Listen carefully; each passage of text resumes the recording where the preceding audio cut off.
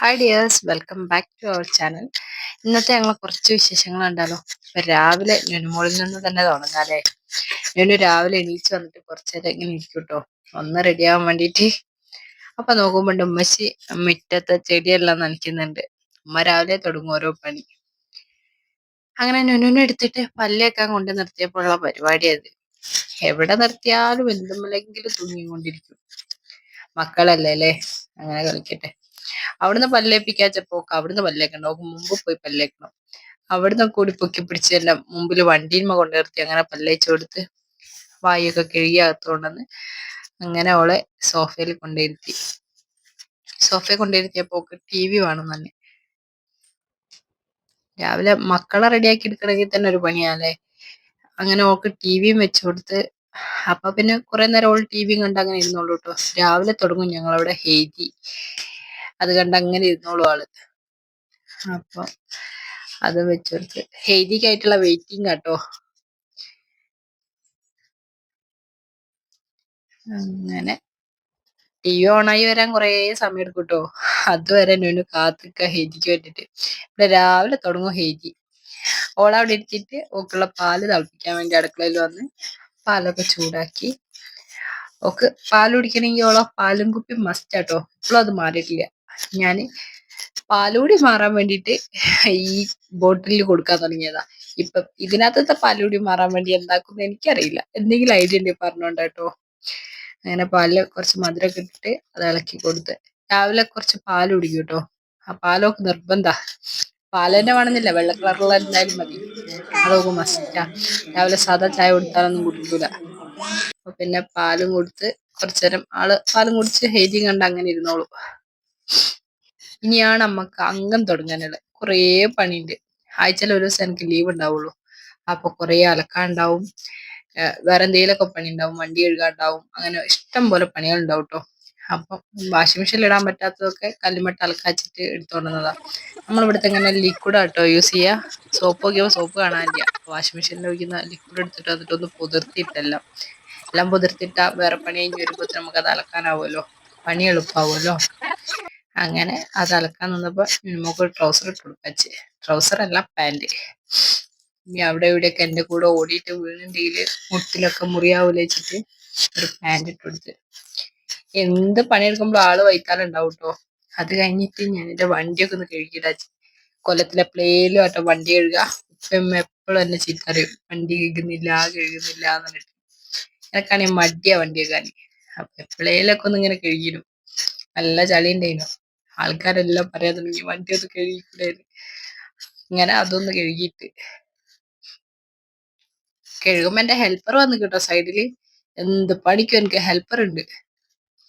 ഞാൻ ഒരു പണി ചെയ്യുമ്പോഴത്തേനും 100 ചെയ്യും. ഇരട്ടി പണിയാവുന്നുള്ളൂ. പിന്നെ ഇതൊക്കെ രസമല്ലേ മക്കൾ ഉണ്ടാവുമ്പോ. അങ്ങനെ അത് കഴിഞ്ഞ് നിന്നുമോളെ മുടിയൊന്ന് കെട്ടി കൊടുക്കാൻ വിചാരിച്ച്. ഞാൻ ലീവ് ആയതുകൊണ്ട് മോള് ഭയങ്കര സന്തോഷത്തിലാട്ടോ. മുടി കെട്ടുമ്പോ പാട്ടെല്ലാം പാടുന്നുണ്ട്.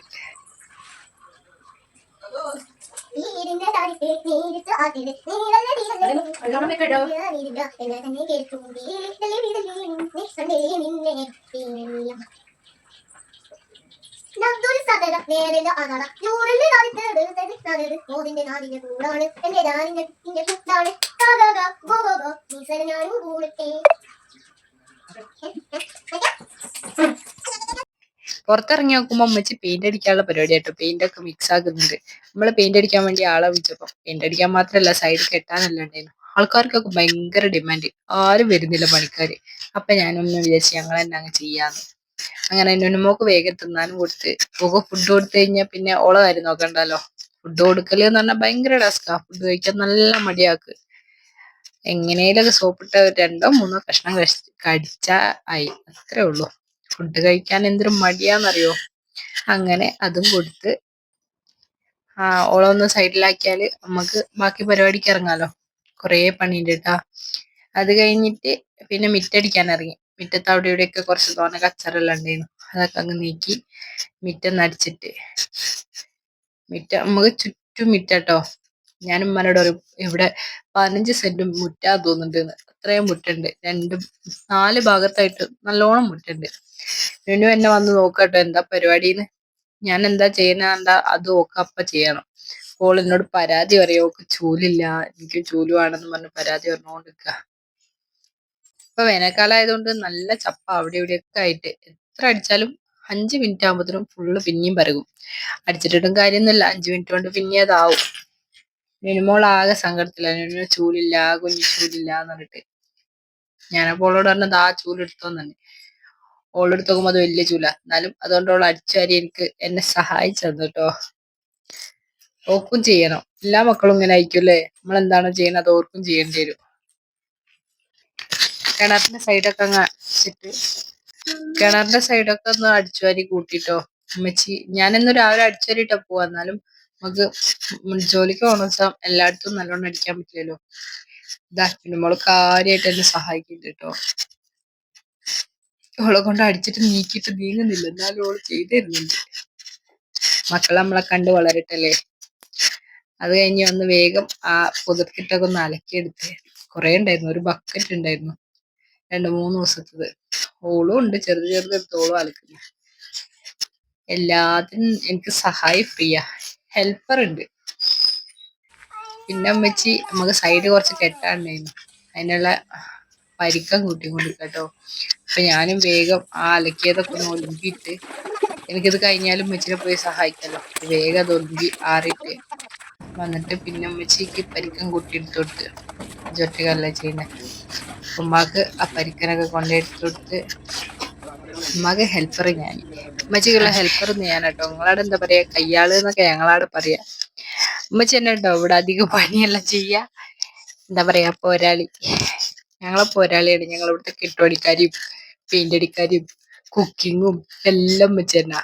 അധികം പണി ഉമ്മ തന്നെ എടുക്കാം. ഉമ്മാക്ക് ഉമ്മച്ചി ചെയ്താലേ റെഡി ആവുള്ളൂ എന്നുള്ള ഒരു മൈൻഡാ. ഉമ്മച്ചിനെ കൊണ്ട് ആവുന്ന എല്ലാ പണിയും ഉമ്മച്ചി എടുക്കും. ഉമ്മച്ചിക്ക് അറിയുന്ന എല്ലാ പണിയും. ഉമ്മക്ക് സഹായിയായിട്ട് ഞാൻ നിന്ന് കട്ടെല്ലാം എടുത്ത് കൊടുക്കാനും. അതിന്റെ ഇടയിൽ കൂടെ നുനുമോളാണ് ഇങ്ങനെ വന്ന് പിത്തനാക്കുന്നുണ്ട്. പോളെടുത്തൊക്കെ തെച്ച് ബാക്കി ഉമ്മച്ചി എടുത്ത് കൊടുക്കാണ്ടൊക്കെ എടുത്ത് കൊടുത്ത്. കുറച്ച് കെട്ടാനുള്ളൂ കേട്ടോ, ചെറിയൊരു ഭാഗം കെട്ടാനുള്ളൂ. പക്ഷെ പണിക്കാരെ വിളിച്ചപ്പോൾ പണിക്കാർ വന്നില്ല. ഒരു ഭയങ്കര ഡിമാൻഡ്. പിന്നെ നമ്മളെന്താക്കുക, നമ്മൾ തന്നെ അങ്ങോട്ട് ചെയ്യാ അല്ലേ. നമ്മളെ കൊണ്ട് പറ്റണ പോലെ നമ്മള് ചെയ്തെടുത്തിട്ടോ. പിന്നെയും കുറച്ച് പരിക്കനെ കൊണ്ട് കൊടുത്ത്. അത് കഴിഞ്ഞപ്പോ നമുക്ക് പെയിന്റ് കൂടി അടിക്കാണ്ടായിരുന്നു അടുക്കളയില്. പെയിന്റ് അടി ഒന്നും നടന്നിട്ടില്ല നോമ്പിന്റെ, കാരണം പണിക്കാരെ വിളിച്ചപ്പോ പണിക്കാര് വരുന്നില്ലടോ. നമ്മളെന്താക്കാനാ. ഞങ്ങൾ അങ്ങോട്ട് അടിച്ച് ഞാനും വെച്ച്. കൊറേ കാലായിട്ടോ, ഒരു 3-4 വർഷമായി പോരെ പെയിന്റ് അടിച്ചിട്ട്. അമ്മാരി കോലായിരിക്കും. ഒരു കോട്ടിലൊന്നും ആവൂല, 2-3 കോട്ടെങ്കിലും അടിച്ചാൽ ഇതൊന്നും വെള്ളമായി വരുള്ളൂ. കരിയും ചളിയും എല്ലാം ഉണ്ടായിരുന്നു. സൈഡൊക്കെ ആണെങ്കിൽ ഇങ്ങനെ എന്താ പറയാ, ചൊരണ്ടി എടുക്കാണ്ടായിരുന്നു നല്ലോണം. ഈർപ്പം കൊണ്ടാന്ന് തോന്നുന്നു ഇങ്ങനെ പൊളിഞ്ഞു വരുന്നുണ്ടായിരുന്നു. ഉമ്മച്ചി അതൊക്കെ ഒന്ന് ചൊരണ്ടി വൃത്തിയാക്കി. ഉമ്മച്ചി കുറേ ചൊരണ്ടി ഉമ്മച്ചി കൊയങ്ങി. അവസാനം ഞാൻ കുറച്ച് വാങ്ങിച്ചരണ്ടി. അവിടെ ഇവിടെയൊക്കെ പൊളിഞ്ഞു വരുന്നുണ്ടായിരുന്നു. മറ്റേ കുട്ടി ബ്ലേഡ് വെച്ച് ഇങ്ങനെ ആക്കുമ്പോൾ അതെല്ലാം പൊളിഞ്ഞു വരുന്നുണ്ടായിരുന്നു. നമ്മളതൊക്കെ കുറെ ചരണ്ടി വൃത്തിയാക്കിയിട്ടാട്ടോ പെയിന്റ് അടിച്ചല്ലേ. പിന്നെ പെയിന്റ് നിൽക്കൂലോ, അത് പൊളിഞ്ഞു തന്നെ പോകൂലേ. നമ്മളത് കുറേ ചരണ്ടി, കുറേയൊക്കെ ചരണ്ടി, കുറേ ഒന്നും പോകുന്നില്ലായിരുന്നു. പഴയ പൊരയാ, അപ്പൊ പിന്നെ അത്രയൊക്കെ ആവുള്ളേക്കും. പിന്നെ അവിടെ ഉണ്ടായിരുന്നു, അവിടെ ഒരു ഷെൽഫിൽ നിറച്ച സാധനം ഉണ്ടായിരുന്നു. അതൊക്കെ ഒന്ന് മാറ്റി വെച്ച് പെയിന്റ് അടിക്കാൻ വേണ്ടിയിട്ട് എല്ലാം മാറ്റി അപ്പുറത്ത് കൊണ്ടുവച്ച്. എന്നെ കൊണ്ടാവുന്ന പോലെ ഞാൻ ഉമ്മച്ചിനെ സഹായിച്ചിട്ടോ. എനിക്ക് അത്രയല്ലേ ആവുള്ളൂ. എന്നെ കൊണ്ട് പറ്റുമ്പോൾ വിധം ഞാനൊക്കെ സഹായിച്ച് അതൊക്കെ ഒന്ന് എടുത്ത് അപ്പുറത്ത് കൊണ്ടുവച്ച്. കുറേ സാധനം ഒഴിവാക്കാണ്ടായിരുന്നു. ഒരെല്ലാം ചില പണിയല്ലേ എൻ്റെ ഉമ്മി. പണ്ട് അന്നാണെ നോമ്പും കൂടി ചെയ്തിട്ടോ. എല്ലാരും നനച്ചുള്ളിയൊക്കെ വേഗം കഴിഞ്ഞ്, ഞങ്ങൾക്ക് പണിക്കാരെ കിട്ടാത്തോണ്ട് ഞങ്ങളത് അങ്ങനെ നിന്ന്. നുനുവിനെ വേഗം എന്താക്കിയാരോ ഒരു പെയിന്റും കൊടുത്തിട്ട് അവിടെ എത്തി. പിന്നെ ഓളെ നോക്കണ്ടല്ലോ വെച്ചിട്ടില്ലേ, ഓള് ആ പെയിന്റിൽ മൊത്തം കൈയിട്ട് വാരി ഒരു വാട്ടർ കളർ കൊടുത്തിട്ട് അവിടെ എത്തി. വന്ന് നോക്കുമ്പോ ആള് ബുക്കിലൊന്നല്ല പെയിന്റ് അടിക്കുന്ന, ആളെ കയ്യിലാ. എന്താ നോക്കണേ, ഫുള്ള് കയ്യിലാക്കിക്ക്. ഓളടുത്തുനിന്ന് വന്ന് ബാക്കി പിന്നെ കുറച്ചുകൂടി ഉള്ളത് അടിച്ചു തുടങ്ങിട്ടോ, പെയിന്റ് അടിച്ചു തുടങ്ങി. നമ്മൾ നേരത്തെ ചൊരണ്ടി വെച്ച ഭാഗമൊക്കെ അടിച്ചു നോക്കുമ്പോ അവിടെ ഒന്നും തെളിയുന്നില്ല. ഒരു ഞങ്ങളൊരു ഏകദേശം ഒരു 2 കോട്ടിന്റെ മേലെ അടിച്ചിക്ക്. അപ്പോഴാ ഒന്ന് തെളിഞ്ഞു വന്നത്. കുറെ കാലമായി പെയിന്റ് അടിച്ചിട്ട്, അതുകൊണ്ടായിരിക്കും. നിങ്ങളൊക്കെ പുരയില് പെയിന്റ് അടിക്കലുണ്ടാ? ഇങ്ങനെ നമ്മളെ കൊണ്ട് പറ്റുന്ന കാര്യങ്ങളൊക്കെ നമ്മൾ ചെയ്താല് പൈസയും ലാഭാണ്. പിന്നെ എന്താ പറയാ, നല്ലതല്ലേ. നിങ്ങളൊക്കെ ചെയ്യലുണ്ടോ? ഉണ്ടെങ്കിൽ കമന്റ് ചെയ്യട്ടോ. എനിക്കങ്ങനെ അറിയൊന്നുമില്ല, എന്നാലും എന്നെ കൊണ്ട് അറിയുന്ന പോലെ ഞാൻ ചെയ്ത്. എന്നിട്ടും ഒരു തെളിച്ചു വരുന്നില്ല. അതേ അമ്മനോട് പറഞ്ഞോണ്ടിരിക്കുന്നത് തെളിയുന്നില്ലല്ലോ ഉമ്മാന്ന്. അങ്ങനെ ആദ്യത്തെ ഒരു പ്രാവശ്യം അടിച്ച് അത് ഉണങ്ങിയപ്പോ ഏകദേശം തെളിഞ്ഞിക്ക്. അതെല്ലാം അടിച്ചു കൊടുത്ത് നല്ല വൃത്തിയാക്കി എടുത്ത്. കുറച്ച് പണിയൊന്നല്ല, നല്ല പണിയുണ്ട് കേട്ടോ. ഓരോ പണിയെടുക്കുന്നവരും സമ്മതിക്കണല്ലേ. എല്ലാ പണിക്കും അതിൻ്റെതായ ബുദ്ധിമുട്ടുണ്ടെന്ന് അന്നാ മനസ്സിലായത്. ഞാൻ വിചാരിച്ച പെയിന്റ് അടിക്കലൊക്കെ സിമ്പിൾ ആയിരിക്കും. ഞാൻ അമ്മയോട് പറഞ്ഞു അത് സിമ്പിൾ അല്ല അമ്മക്ക് അടിക്കാന്ന്. എനിക്കറിയില്ലല്ലോ അത് ഇത്ര ബുദ്ധിമുട്ടുള്ള കാര്യമാണ്. ഞാൻ വിചാരിച്ച സിമ്പിൾ അല്ലേ, അതങ്ങ് അടിച്ചു കൊടുത്താ പോരേന്ന്. അടിച്ചപ്പോഴല്ലേ മനസ്സിലായേ കൈ കടഞ്ഞിട്ട് വയ്യായിരുന്നു. എല്ലാ പണിക്കും അതിൻ്റെതായ ബുദ്ധിമുട്ടുണ്ട് അല്ലേ.